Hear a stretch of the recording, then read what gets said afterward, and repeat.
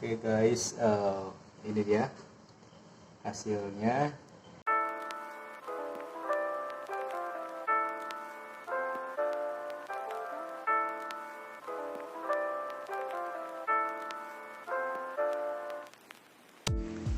Oke guys, kembali lagi di channel saya.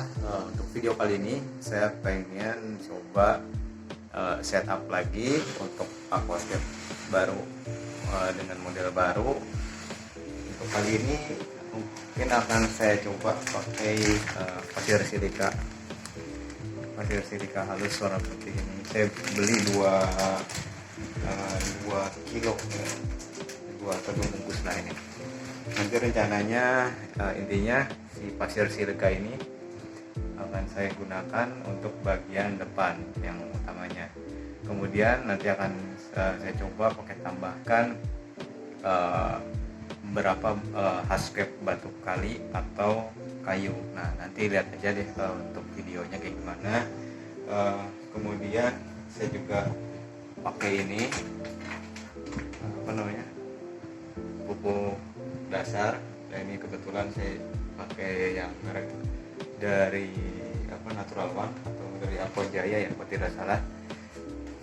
Kemudian juga untuk substrat lainnya saya ini pakai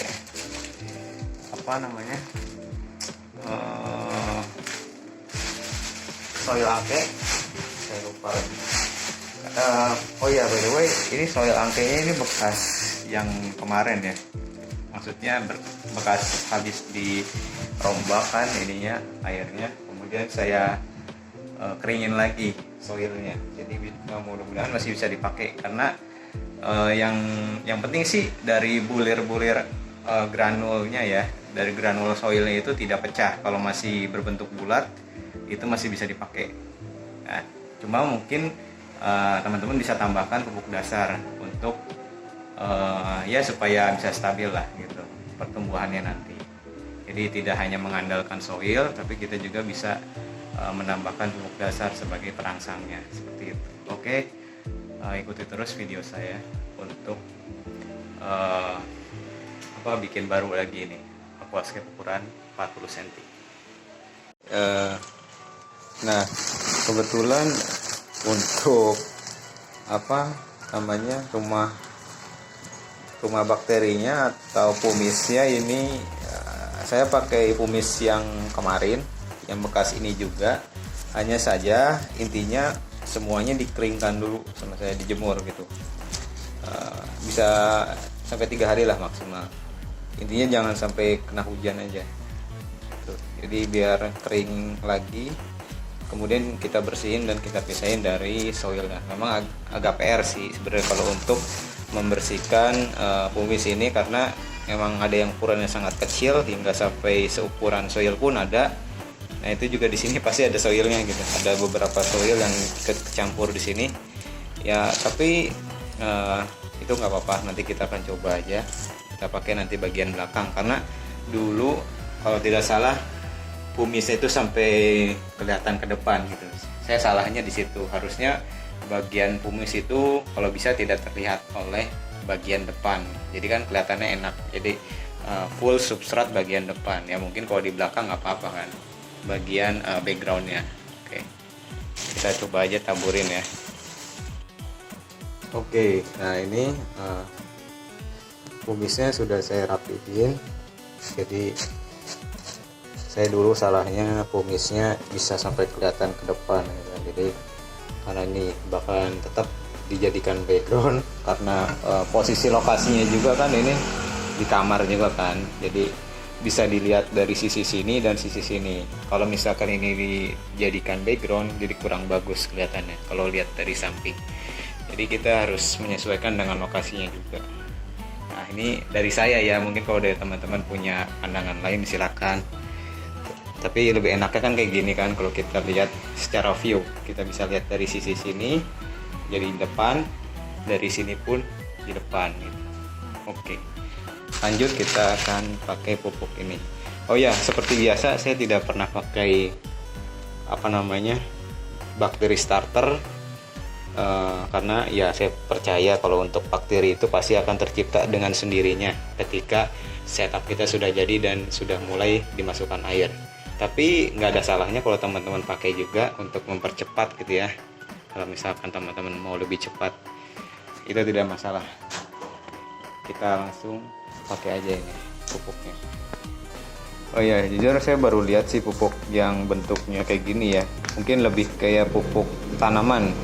Jadi dia bentuknya nggak granul, nggak kebanyakan kayak pupuk lainnya, kayak pupuk mereka sebelumnya biasanya kan granul. Kalau ini lebih kayak tanah ya.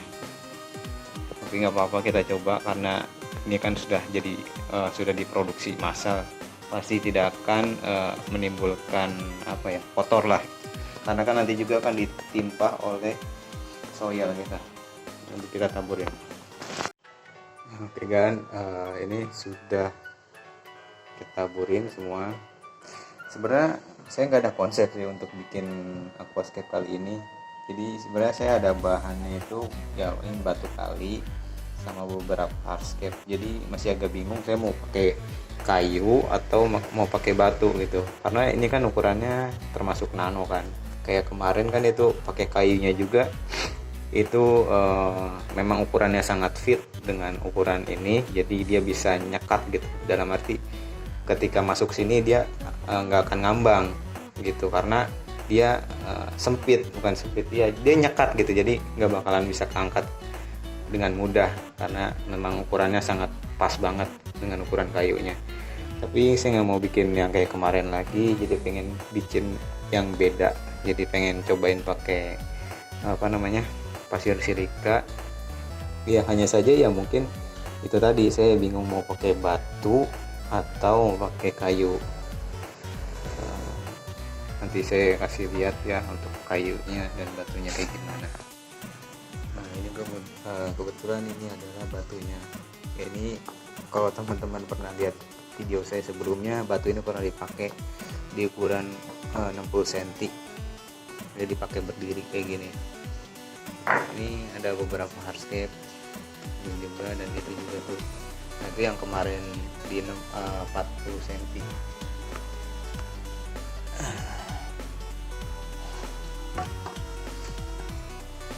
Nah itu kan kemarin posisinya gini nih, tuh dia posisinya gini, jadi ini jadi di belakang, kemudian ini jadi posisi backgroundnya.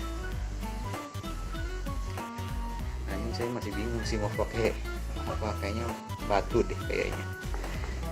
Nah, di sini juga saya mau pakai ini nih, kayu yang udah tenggelam, karena tuh kan ini dulunya kan pernah dipakai kan, yang ukuran 65 cm, karena ya udah termakan usia ya, karena nggak sulit juga ngurus banyak aquascape. Dan ini kayunya ini udah tenggelam. Kalau yang ini bisa langsung dipakai, cuma ukurannya saya nggak tahu ini bakalan muat atau enggak, jadi pengen dicobain dulu. Kalau bisa ini dibersihin dulu sih kalau pengen dipakai. Oke guys, jadi jadinya kayak gini ya. Jadi agak lebih luas bagian ceritanya. Ya dari sini masih kelihatan cukup masih bisa dilakukan. Jadi kita mencoba tempat filternya di bagian sini. Jadi sini sebelah kanan. Ada pertimbangan juga apa namanya, sering kena sinar matahari, jadi lebih sering berlumut itunya, apa namanya, lilipatnya. Jadi saya coba pindahkan ke sana dan mejanya mungkin agak lebih maju sisinya, jadi nanti gampang untuk setup filternya. Oke. Saya sekarang mau, oh ya by the way ini kayunya udah tenggelam ya, udah bisa tenggelam karena ini ngambil dari tank sebelumnya. Mudah-mudahan nggak kembang lagi. Oke, kemudian di sini saya juga pakai moss, whipping moss atau moss spike, bukan moss spiky, antara moss string sama moss whipping, saya lupa ya, kayaknya ini moss whipping sih. Kemudian ini saya juga nggak tahu ini pengen dipakai apa enggak nih, itu dia Esperat. Kemudian untuk tanaman foregroundnya saya pakai Tenellus, kemudian pakai hidropotil. Nah, ini hidropotil yang saya kembang biakin di di rumah. Sama kalau nggak salah tadi itu ada ini cryptocorin. Ini juga mau cryptocorin. Ini juga hasil nanam di rumah. Cryptocorin lucu kan, ukurannya kecil, jadi fit banget untuk di akuarium, tapi nanti juga pasti aku bakalan gede sih. Oke, kita lanjut ya untuk penanamannya. Oke guys, ini udah hampir setengah jalan. Saya ada sedikit tips nih. Jadi kan ini kan sebenarnya kan tanaman stemnya kan panjang-panjang ya. Jadi ini tuh saya potong. Nah, berarti kan setengahnya tuh kepake. Nah, ini sisanya apa? Jangan dibuang. Ini bisa ditanam. Jadi tanamnya pas bagian akarnya. Nih, bagian sininya nih yang tanam. Nanti di bagian ujung sini, ujung ini nanti akan tumbuh tunas baru. Nah, ini kan masih daun darat nih. Jadi potensi hidupnya itu lebih besar dibanding dia dari daun air ke darat, karena dia harus penyesuaian dulu. Nah, kalau ini dia bisa langsung tumbuh tunas baru. Nah, lumayan kan, bermanfaat tuh infonya. Kemudian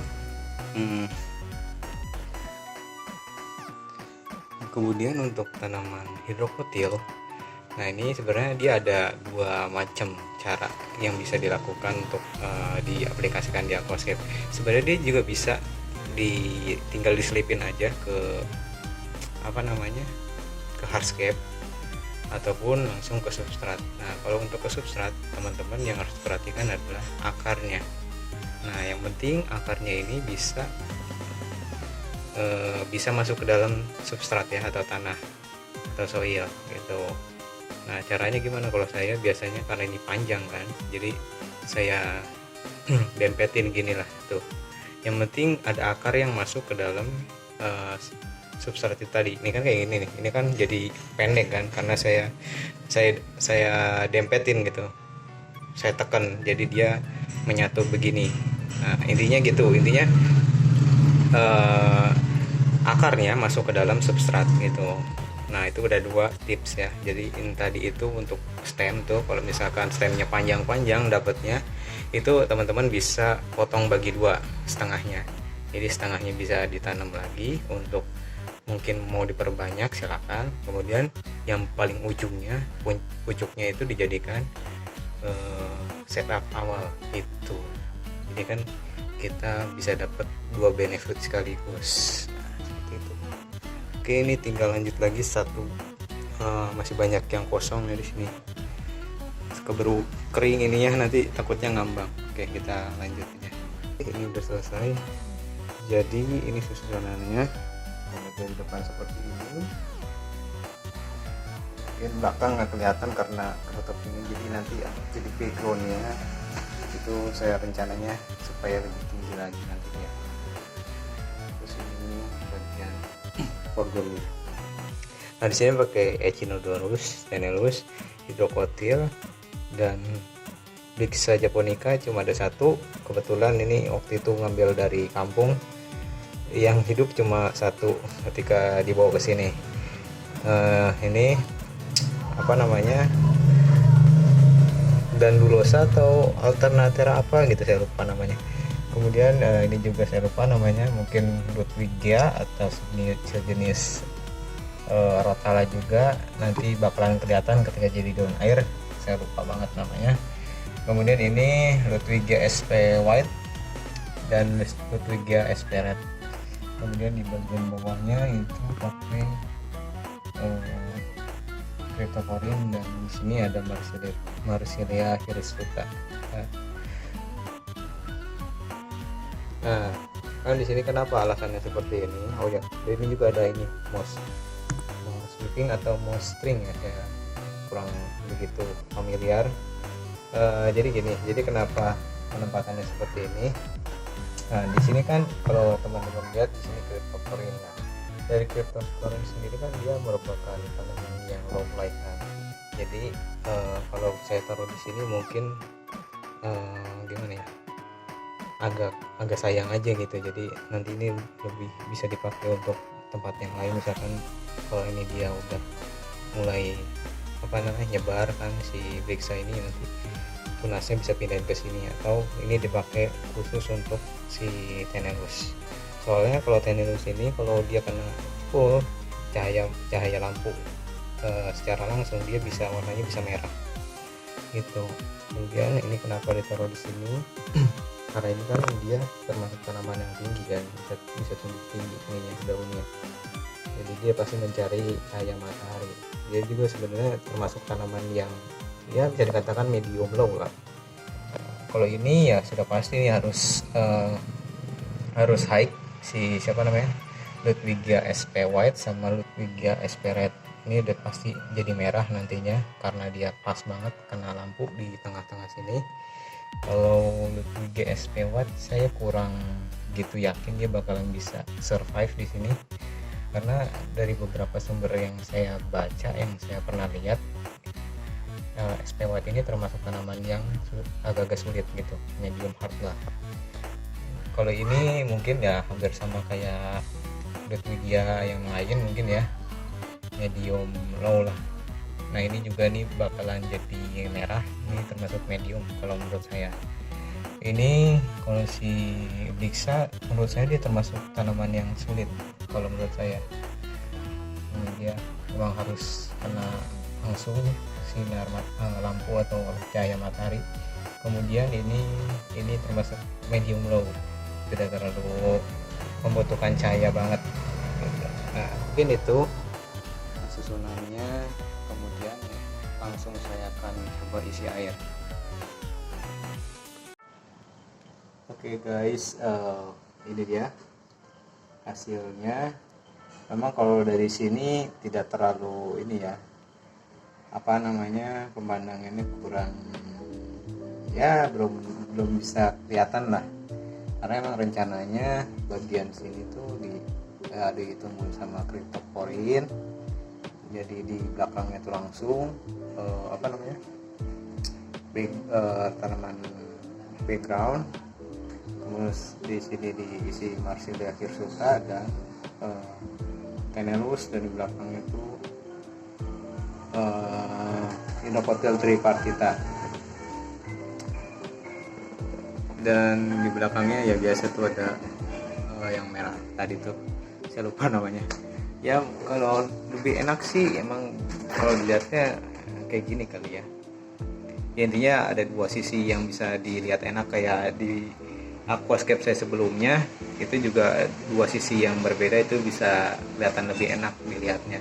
Karena mungkin memang saya lebih banyak aktivitas lebih banyak di sini di depan komputer, jadi kalau lihat dari samping kan jadi lebih menariknya di sini, di bagian sisinya, sisi kanan kalau dari sini. Kalau di depan ya mungkin kalau lagi perekaman aja sih lebih enaknya, karena memang fokusnya ke sini. Tapi so far dari sebelah sini pun tidak masalah. Oke, ini juga sudah mulai kelihatan bening. Ya mungkin maksimal beningnya akan kelihatan itu esok harinya.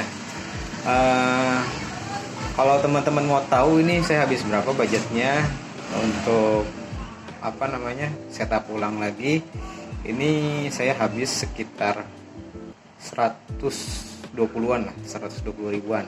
Saya itu beli tanamannya, kemudian beli silikanya, kemudian beli ini juga nih tapi belum dipakai karena selangnya kepanjangan. Ini 20.000 kalau nggak salah. Sama beli media filter, bukan media filter, jadi busa filternya. Nah kenapa busa filternya diganti? Karena busa filter sebelumnya kan itu udah dipakai cukup lama ya, udah hampir 9 bulan. Nah itu udah busa filternya udah nggak tebal lagi, jadi harus diganti dan terpaksa digunting sesuai ukuran dengan kanister ini. Kemudian yang sedikit berbeda mungkin dari apa media rumah bakterinya. Nah, media rumah bakterinya kalau yang di kanister itu saya tambahin ceramic ring sama apa sih itu yang namanya dari batu bara tuh, saya lupa namanya, ntar saya tampilin di video. Jadi ada 3 macam tuh. Yang sebelumnya kan saya full tuh pakai pumice. Nah sekarang saya cobain pakai 3 macam media filter, karena memang harusnya sih untuk 3 macam media filter itu cocoknya pakai 4 basket, 4 keranjang maksudnya, 4 keranjang. Kalau ini kan hanya 2 keranjang nih kalau ini, jadi memang terbatas space-nya juga. Jadi saya pakai 3 sekaligus tapi dengan porsi yang lebih sedikit gitu. Jadi saya mau lihat efeknya kayak gimana, mudah-mudahan aja bisa lebih baik gitu. Oke, sekian dulu video dari saya. Mudah-mudahan video yang saya sampaikan ini bermanfaat untuk teman-teman semua. Jangan lupa untuk like, subscribe, dan juga komen video saya. Apabila teman-teman ada pertanyaan seputar aquascape, insya Allah saya akan jawab pertanyaan dari teman-teman semua. Oke, see you next time.